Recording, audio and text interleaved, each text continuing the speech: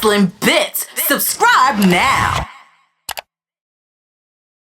Okay, I am here with Booker T. It is an honor. It is a pleasure. The whole legend, Booker T. How are you doing on this beautiful Wednesday? Oh, I'm doing grand. In my world, is always about to work. Every day is a working day. I'm never Mr. No days off, and I kind of like that. I really appreciate that about you. I can tell that you're so busy, even by watching WWE programming. I recently saw one of their most recent Black History Month vignettes. You were at a neighborhood in Texas, Oak Cliff, with the students there. It looked like a lot of fun. Looked like they're very happy to see you. Talk about your experience over there with Oak Cliff. Man, Oak Cliff, Dallas is an underprivileged neighborhood. Actually spent a lot of time in Oak Cliff when I was a kid myself because my aunt just passed away a couple of years ago. Is from that area, and I got a chance to visit Williams Chicken, which is very, very popular. This little catfish cabin back in the day. Spent a lot of time in the parks as well back in the day in Dallas. But just to be able to go into that kind of environment and let those kids see someone like me that they watch on television, but they have to realize I came from a place just like they did. And if I made it out of there, it's possible for any one of them to make it out with a little bit of hard work, as well as somebody like myself giving them a pat on the back and telling them, hey, you can do this. So for me, it's very, very important to actually stress that all the time. Really cool, very important, and great to see. Did you get any feedback from the kids as to other wrestlers that maybe that they were into or weren't into? We didn't talk a whole lot about wrestling. We talked about life. And there again, I got a chance to tell them my story as far as me being a kid who, grew up without, my mother, passed away when I was 13, lost my father when I was 10 months old. I think that story right there is what I wanted to be able to deliver to those kids because life is the hardest thing you're ever going to deal with in life. And you got to start early with kids as far as putting them on the right track. So we didn't talk a whole lot about wrestling, very, very little, but it was all most about my career, which was surprising because they never really got a chance to see my career other than on YouTube. Well, now you're in this room and you can kind of see just a snapshot of what is a legendary career with your awards over there. I believe I see a PW Illustrated Awards. That's great. Yeah. It is award season in wrestling right now. You actually appeared as a judge for the Sportskeeda Wrestling Awards. So this is 50% fan vote, 50% judge vote, and you appear on a panel with Diamond Dallas Page, RVD, Renee Young, and Renee Paquette. It looks like a lot of fun. And I saw that you selected Becky Lynch, Big Time Bex, as your Women's Wrestler of the Year. What was it about Becky Lynch that you enjoyed so much here in 2021? Well, just the hype as far as what Becky brings to the table. She didn't just bring a wrestling ability to the ring or anything like that. She brings an attitude, and I try to teach my young wrestlers that that's what it takes to be the top in professional wrestling.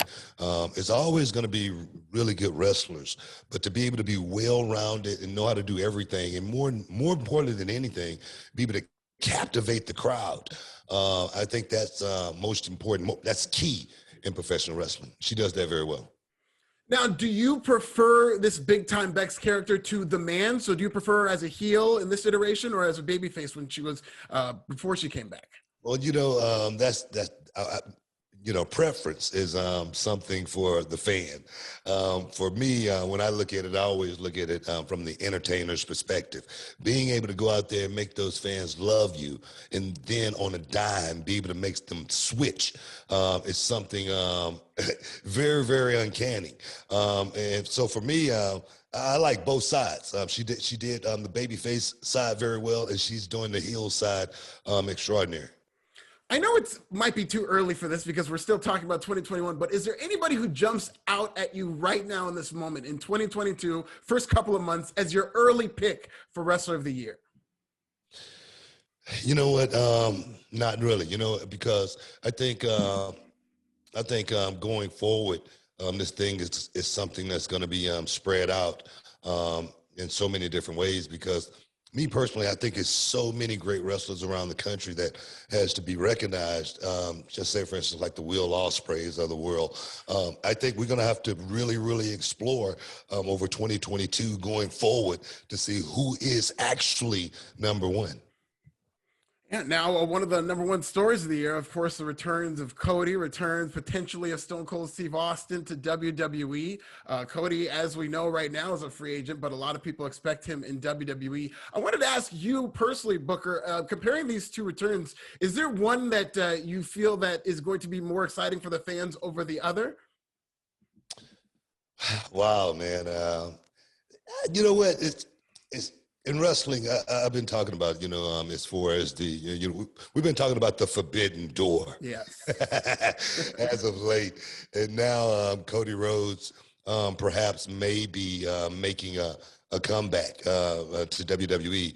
And I say, man, that would be exciting. It would really be exciting to see Cody back, just because no one ever imagined seeing Cody Rhodes back inside of a WWE ring, at least not this quick.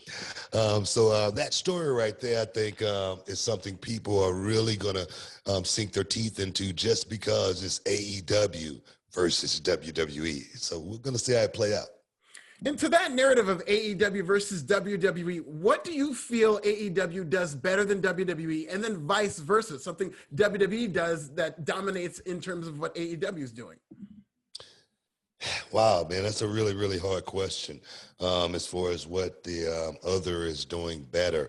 Of course, WWE has always been leaps and bounds ahead as far as packaging, making wrestlers look like superstars on film.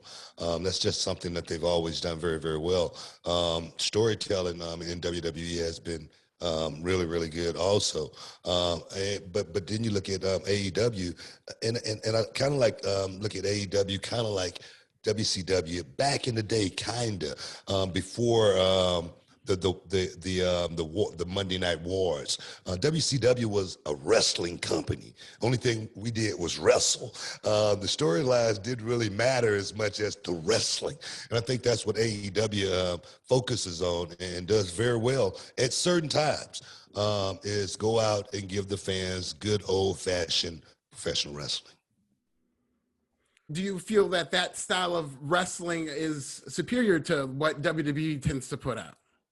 Yeah, I wouldn't necessarily say that, because you got guys in WWE that's are really, really good entertainers, really, really good performers outside of the ring. And then you look at them in the ring, just say, for instance, a Seth Rollins, who has been playing, this Riddler character for the last year or so. But then you put Seth Rollins in a position where he got to go out and give you a 5-star match. He's going to do it. Finn Balor, you put him in position to give you a 5-star match. He's going to, Roman Reigns, you put him in position to give you a 5-star match. They're going to do it. So I think the talent is there on both sides. And I just must say both are different. Let's just say that. And we did touch on the Stone Cold return a little bit, but part of that storyline, it looks like that they're telling, is Kevin Owens dissing the state of Texas. And every week he's going to have something to say about Texas as one of the most famous, if not the most famous Texas wrestler of all time.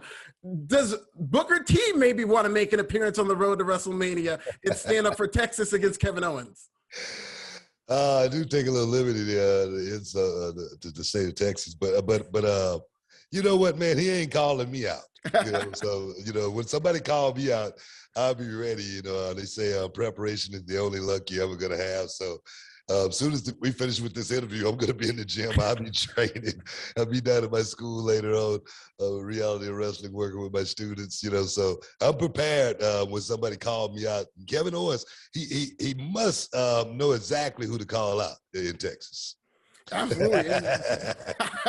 I love how active you're staying and making sure you stay ready, because there's a lot of money flying around in wrestling. Is there anybody that you look at that maybe you would come out of retirement for one more match? I don't have any itch to scratch or anything like that. As far as, getting into a WWE ring or anything like that.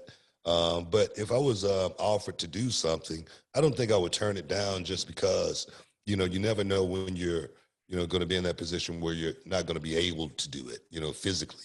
And myself, I want to be able to continue to push myself physically as long as I can in increments. Of course, I don't want to be able to be one of those guys that just out there throwing caution to the wind and thinking they can do what they did when they were 25 or anything like that. So, but if I had a chance to actually get out there and do it, I would do it.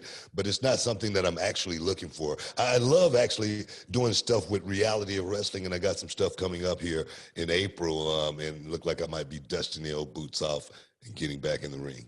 Yeah, and that's what's great about you giving back to wrestling is Reality of Wrestling is one of these territories that has really developed some wrestlers who've been able to see that as a pipeline to go into WWE. Roxy has been in the news in terms of one of your pupils. So who in Reality of Wrestling, is there somebody coming up now that you are looking at and maybe thinking could be somebody who we should watch out for?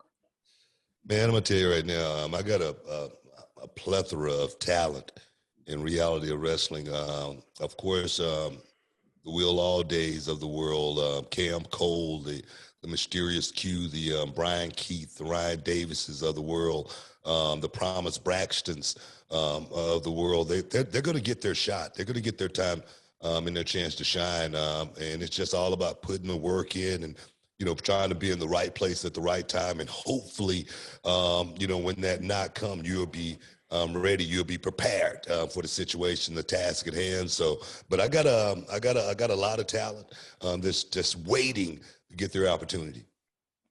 Awesome. In addition to being a mentor, you're also obviously a pioneer as a black wrestler. The first black world champion I saw in my lifetime, a huge deal in my household. And now I think fast forward to today in WWE, it's common practice to see a Big E, to see a Bobby Lashley, Kofi become champion. It's like, yeah, of course they're going to be champion. So it's really cool to see that in WWE. What do you think AEW could do to kind of replicate that type of success? Because I think they're doing a phenomenal job with Jade Cargill, but I feel like with a lot of their black wrestlers on their roster, I don't know enough about them, and I would like to know more.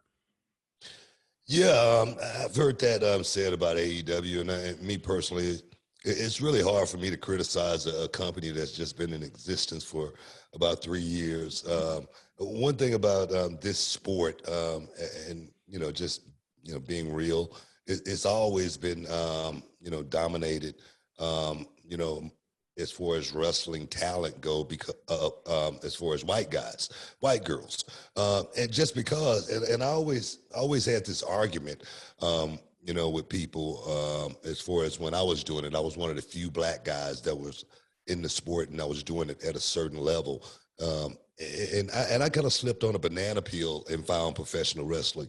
When I found it, I tried to open doors for the Big E's and the Bobby Lashleys of the world, but when you come from the neighborhood, especially like back in the day, professional wrestling is the last form of entertainment as far as our way out. It's going to be football. It's going to be basketball. It's going to be rapping. It's going to be something, other than professional wrestling. But when kids saw Booker T doing it, they said, man, this might be a way out. So more start gravitating to professional wrestling. That's just the way I've always looked at it. And AEW, you got the, Shea Gargills, you got the, the Will Hobbs of the world, you got the Scorpio Skies. That's very few in comparison to the roster, you know what I mean? So you got to give those guys a little bit of time to actually get where WWE has, and you got to look at the time WWE took to actually get to where it is right now as well. No, yeah, and I think that's definitely an argument, of course, them being in existence for 3 years. But, in addition, they should give promo time and whatnot. I mean, I think it would be good to see a lot more of explaining who these wrestlers are in terms of maybe we get a vignette or, more live mic time to develop these characters. Yeah, but just to piggyback that point right there, there's a lot of white guys in that company that I don't know. Sure. Well, so I try not to look at it from a race perspective when looking at a company like this, because if you get blinded by that and that only, you're never going to look at there again how good a guy like a Will Hobbs is and the potential that this guy can really that he really has, as well as how far he can go. And then when he get in that position, is he going to be ready to be in that position? I remember Will Hobbs was a guy who was desperately trying to get into this business, and he was knocking on every door he possibly could. And my advice to Will was, man, get your foot in the door. Just get your foot in the door. And once you do that, you start making waves. And the thing is also talent. That's the only thing that's going to speak up as far as how far you go in this business, especially as a black man. Yeah, and it's really good to see Hobbs and Dante Martin. I thought they had a great match this past week on Rampage. So good to see them start to climb that ladder as well. Definitely. Now, I really like that you're involved with the Sportskeeda Wrestling Awards because we get to see all these different perspectives. They showed this teaser, and everybody had a different pick for the Wrestler of the Year. Is there anybody in AEW who you would single out as the Wrestler of the Year in AEW? I think my Wrestler of the Year was Roman Reigns. Okay. And the reason I said Roman Reigns was the Wrestler of the Year just because of his body of work and everything that he had accomplished over this last 365 days, really through compelling stories and whatnot. AEW Wrestler of the Year probably is going to be Bryan Danielson, just because of, there again, how compelling he's been from a realistic perspective coming into that company and really putting wrestling on the map and really compelling wrestling matches as well. So he would be my AEW Wrestler of the Year. Yeah, no, I think he's been great. I really like the story they told early where he would finish with a different finisher every single time. So that added to his matches because you never knew when they were going to end. You never knew if this is going to be the hold that does it because he was always throwing new stuff at them. Definitely. Like I always thought Bryan Danielson was a hell of a talent, guy that was top billing, and now he's in a spot to where, I wouldn't just necessarily call it fun or anything like that, but he can secure his legacy by going out there and having those legendary matches where he's going to be able to look back and say, man, that was pretty awesome with so many different talent. Yeah, he seems like he is having more fun in AEW because of the new talent he's working with and because of the guys that he can introduce the world to. Yeah, I mean, I said it, on my show, Hall of Fame, that Daniel Bryan is a guy that, he's made a lot of money in WWE, and now it's time to actually be able to go out and you don't understand. A lot of times, from the outside looking in and, seeing guys in WWE, it's a grind. You're hustling. You're on the road. You're overseas. You're doing this and you're doing that, and you really sometimes really never get a chance to come up for a breath. Think about how good you can go out and have a match. And now I just think he's in a comfortable spot to where he's not working as much, and he can concentrate on going out there and delivering, those matches that perhaps he always wanted to have. Now, I'd like to thank you so much for taking the time. I'm going to leave you with one final question. This has been great and an honor. WrestleMania 38, we're in WrestleMania season. Is there anything that you are particularly looking forward to in terms of what you've heard, in terms of what you expect to see? What do you think is the one match or moment you're looking forward to the most at WrestleMania? Well, it hadn't been a whole lot of matches put together for Mania just yet, but for me, seeing Stone Cold Steve Austin, just making that return and making that walk and, hearing the glass break just one more time. I mean, you could bet, man, everybody in the arena is going to have goosebumps just for that moment alone. And 20 years, away from the ring, just to see there again. Here being a wrestler myself, we never retire. To watch Steve do it just one more time, one more stunner with a guy like Kevin Owens, if that is to happen, it will be awesome. Well, we're going to like to thank you so much. Very exciting what you're doing with Reality of Wrestling. Very exciting to talk to you about wrestling. So thank you so much. Hey, man, appreciate it. Most definitely. Thank you. Definitely. Thank